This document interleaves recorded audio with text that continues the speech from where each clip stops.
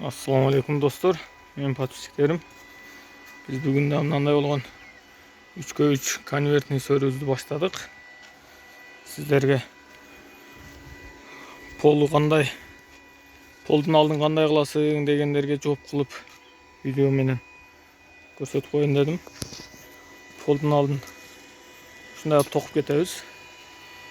Бул азыр USB-дун полдуна ушундай токуп атабыз. Если тактадан болсо дагы башкача токулат. Андыктан заказды бере бересиздер.